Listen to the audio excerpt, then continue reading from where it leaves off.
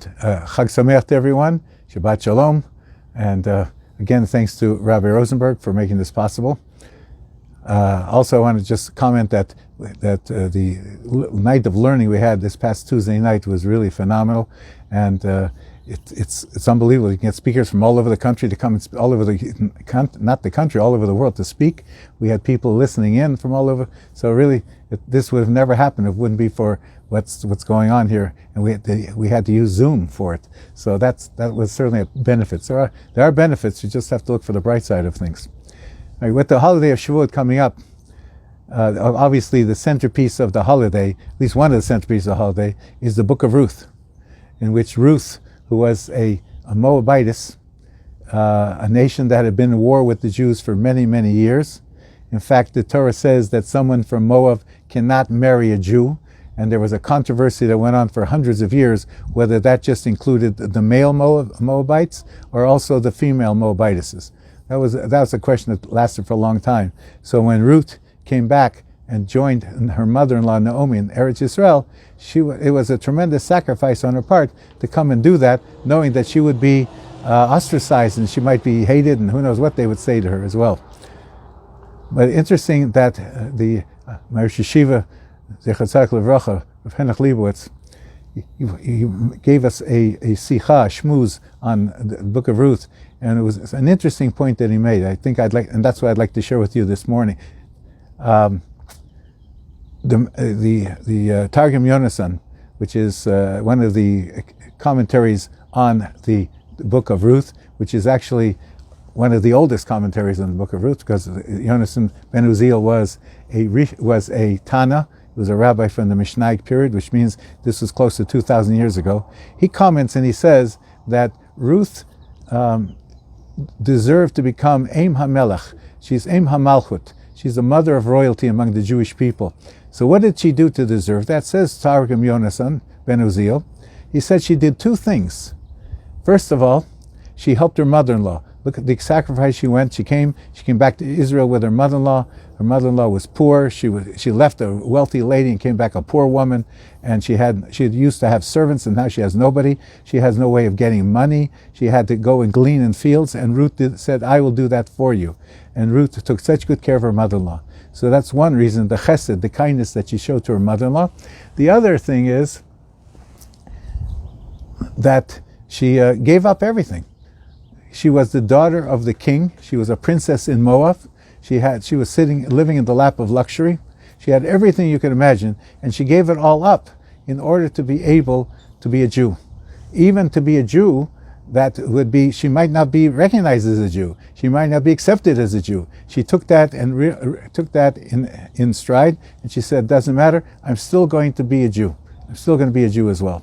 So those are the two reasons that Targum Yonasan says that she deserved to be the mother of Malchut, of royalty, because her great-grandson was David, and her great-great-grandson was King Solomon, and two of the greatest kings, probably the two greatest kings that the Jewish people ever had. So the Rosh Yeshiva asked the question. He said, first of all, why does Targum Yonasan give the first reason as that she helped her mother-in-law? That's a very nice thing. It's a wonderful thing. But it's common courtesy. After all, if you have an elderly parent or an elderly in-law or an elderly relative or friend, of course you're going to help them. Think about what we've done here. There are many people who were shut-ins, live-ins, who couldn't go out during the last few months, and many people in our community and other communities stepped forward and helped them. Okay, that's common courtesy. But the fact that she changed her whole life, to give up her whole life, that's the second reason that she gave up all that wealth and luxury and fame and everything else to become a Jew, to become an unaccepted Jew. That would seem to be much greater. Why does Targum Yonasan give both reasons and gives the first one, the kindness that she showed to her mother-in-law? Why is that? It should be the other way around, if at all. And the Rosh Yeshiva said, again, if you're doing it just out of common courtesy, maybe that's not such a good reason that you should have the reward of being the mother of royalty. Certainly the other reason is much greater. Said the Rosh Yeshiva, chesed, kindness, that is the bulwark of Judaism. Ladies and gentlemen, that's what we're all about. And certainly these last few months have shown it, have proven it. Even though we cannot get together, but think about the kindness that we've all reached out to each other. Making a phone call to see how somebody is. Calling somebody up and saying, I'm going to this and this store. Would you like to? I'll be glad to buy it for you, buy whatever you need. Just calling to make sure they're all right. And just showing concern for another person. That's chesed. That is the basis of it. And the chesed that Ruth showed to her mother-in-law was incredible. Here she is. I'll just give you a couple of examples. If you weren't at the Monday night class, I'll give you a couple of examples.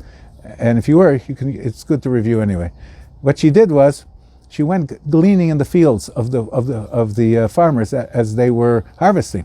Now here's a girl who didn't have to lift a pinky for anything. She had servants for everything she did. Here she is out in the field with all these poor people, and they're shoving and pushing because they're all trying to grab as much as they can that fell on the ground from the grain that fell on the ground, because they know that the harvest season only lasts a couple of weeks and then it'll be all over, and that's going to have to be their food supply for the next few months.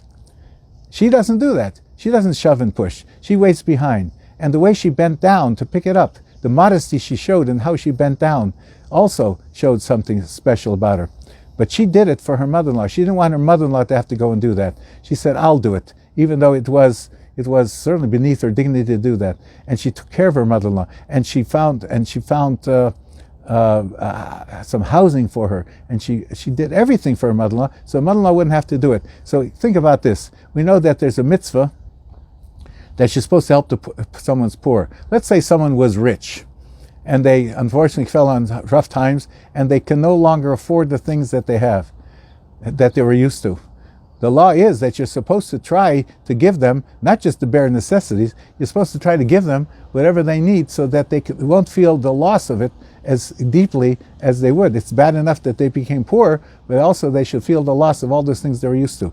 And Ruth made sure that Naomi to try to make sure that Naomi has a feeling that she still has someone to serve her, someone to take care of her. Nobody doesn't have to go out in the fields and be with all the poor people. That is true chesed on Ruth's part. And that's exactly what we have to learn. This is the reason for Kabbalat Torah. Ladies and gentlemen, we Jews received the Torah because of the chesed that we showed. Not just to Jews, but to non-Jews as well. In spite of the anti-Semitic slurs that you hear about Jews cheap and they don't give anything, if you ride around this city, you'll see plenty of names of Jews who are given tremendous amounts of money for not just Jewish organizations, for non-Jewish organizations as well. So it's chesed that it's the basis of our Judaism. That's the chesed of Ruth. That's the lesson that we can learn from the Shavuot. Chag Sameach, everyone. I wish everyone well. Okay, I just want to remind you that Shabbat is also the day of Yizkor, the second day of Shavuot, which is the time we say Yizkor. So me personally, it's a very important Yizkor because after the Holocaust was over, and of course my parents had no idea when their relatives died, no one knew, so they were told that they should observe the yahrzeit at the first Chag that comes up, and that was of course Shavuot. Shavuot was just a couple of weeks after the liberation. And so you could take either the first day of Shavuot or the second day. My parents took the second day of Shavuot, so that's the day that I hold as the yahrzeit for 3 of my 4 grandparents, and for I don't know how many, also uncles, aunts, cousins of my mother's. It was the whole extended family. So it's a special day for me, but it also should be a special day for all of us as well. Again, as I mentioned at Pesach time, by giving charity, you do a lot for the neshama, for the soul of the person who you are thinking about.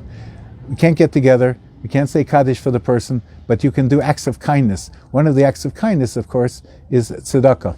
And certainly the synagogue is a place of tzedakah. Any money that you give to the synagogue is certainly tzedakah, kindness.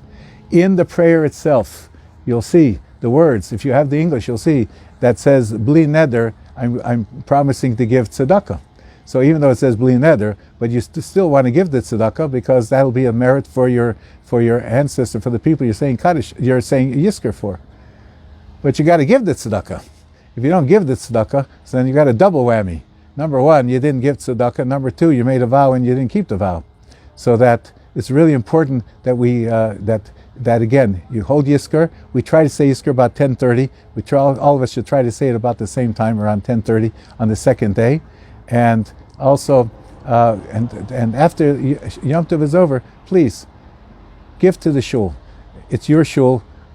Hopefully, we'll be opening it up soon. But in order to be able to shul, that should keep on going. Obviously, there's not much money coming into the shul right now, and the expenses are still there, and we need all of your help as much as possible. It would be tremendous tzedakah to give. It would be a tremendous chesed. Thank you very much again. Good Yom Tov and Shabbat Shalom as well.